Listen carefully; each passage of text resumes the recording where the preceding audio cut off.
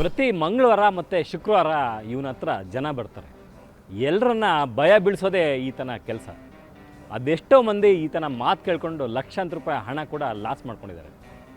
ಅವನ ಬಣ್ಣವನ್ನು ಕವರ್ಸ್ಟೋರಿ ತಂಡ ಬಿಚ್ಚಿಟ್ಟಿದೆ.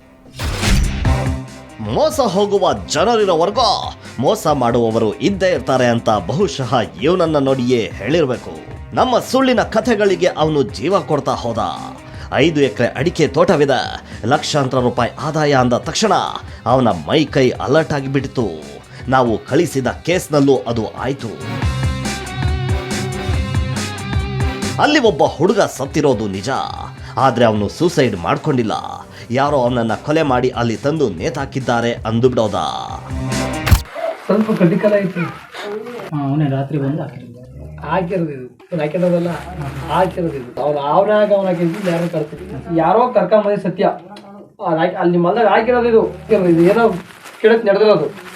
ಆ ಜೀವ ಕಿಚ್ಚಿಗ ವಾತ್ಮ ಎಲ್ಲೂ ಹೋಗಿಲ್ಲದು. ಅದು ಪ್ರೇತಾತ್ಮವಾಗಿ ಸುತ್ತರ್ದಂಗೆ ಐತದು. ಆ ಸುತ್ತರೆ ಕಾರಣ ಈ ಎಲ್ಲರೂ ಬಾಧಿಸ್ತೈತದು. ನಿಮ್ಮನ್ನು ಬಿಡ್ತಿಲ್ಲ, ಹಾಕಿರೋನು ಬಿಡ್ತಿಲ್ಲ. ಇವನ ಟ್ಯಾಲೆಂಟ್ ಎಂಥದ್ದು ಅಂದ್ರ ಒಂದೇ ಬಾರಿಗೆ ಯಾವುದೇ ಹಣಕಾಸಿನ ವ್ಯವಹಾರ ಮಾತನಾಡಲ್ಲ. 3-4 ಬಾರಿ ಇವನ ಹತ್ರ ಹೋಗ್ಬೇಕು, ಆಮೇಲೆ ವ್ಯವಹಾರ ಮಾತನಾಡ್ತಾನೆ. ನಾವು ಕಳಿಸಿದ ನಮ್ಮ ತಂಡಕ್ಕೂ ಅದನ್ನೇ ಹೇಳಿ ಮುಂದಿನ ವಾರ ಬರುವಂತೆ ಹೇಳಿದ. ಬರುವಾಗ ಇಡೀ ಮನೆಯ ಸದಸ್ಯರ ಕೈಯಲ್ಲೇ 3 ಬೊಗಸೆ ಅಕ್ಕಿ ಹಾಕಿಕೊಂಡು ಬನ್ನಿ ಅಂತ ಹೇಳಿದ್ದ. ಅದರಂತೆಯೇ ಮುಂದಿನ ವಾರ ಅಕ್ಕಿ ತಗೊಂಡು ಅಲ್ಲಿಗೆ ಹೋದ್ವಿ. ನಾವು ತಂದ ಅಕ್ಕಿಯಲ್ಲಿ ಏನೇನೋ ಗೀಚೆ. ಖಂಡಿತ ಇಲ್ಲೊಂದು ಸಮಸ್ಯೆ ಇದೆ, ಅದಕ್ಕೆ ಪರಿಹಾರ ಮಾಡಿಕೊಡ್ತೀನಿ, ನನಗೆ ಸಾಯಂಕಾಲ ಫೋನ್ ಮಾಡಿ ಅಂದ.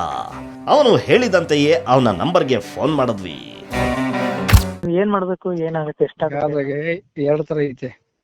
ಅದು ಪರ್ಮನೆಂಟ್ ಬಿಟ್ಟು ಹೋಗಕ್ಕೆ ಶಾಶ್ವತ ಪರಿಹಾರ ಸಿಗಬೇಕು ಅಂದ್ರೆ ಅದೇ ಸಮಯ ಬಿಡ್ಬೇಕು. ಮತ್ತೆ ನಮಗೆ ಮತ್ತೆ ಅದೆಲ್ಲ ಕಿರಿಕಿರಿ ಸೆಂಟ್ರಿಗೆ ಅವೆಲ್ಲ ಆಗಲ್ಲ. ಈಗ ನಿಮ್ಗೆ 10,000 ರೂಪಾಯಿದ್ದು ಏನನ್ನ ಸ್ಫಟಿಕ ಆಗ್ಬೇಕು ಅಂದ್ರೆ 5ಕ್ಕೆ 50,000 ಆಗ್ತಾರೆ. 5ಕ್ಕೆ ಅಂದ್ರೆ ಟೋಟಲ್ ಒಂದ್ ಎಷ್ಟಾಗ್ಬೋದು?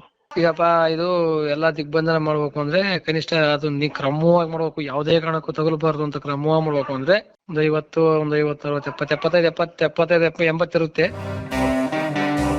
80,000 ರೂಪಾಯಿ ಕೊಟ್ರೆ ಕಟ್ಲೆ ಮಾಡಿಸಿ ಕೊಡ್ತಾನಂತ.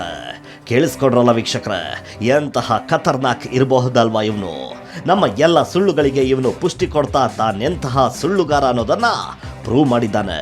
ಹಾಗಾದ್ರೆ ಇವನ ಮೈ ಮೇಲೆ ಅಂಬಾ ಭವಾನಿ ಬರೋದು ನಿಜವಾ?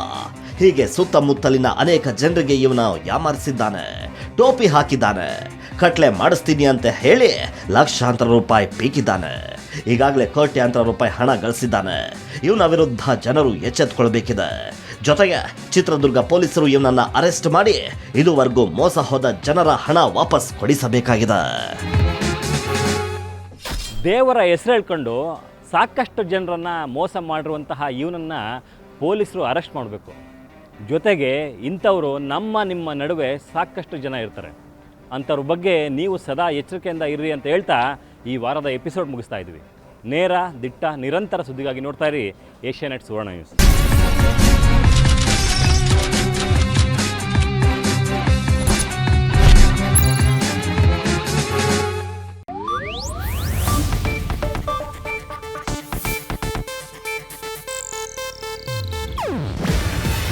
ಇದು ಏಷ್ಯಾನೆಟ್ ನ್ಯೂಸ್ ನೆಟ್ವರ್ಕ್ ಪ್ರಸ್ತುತಿ.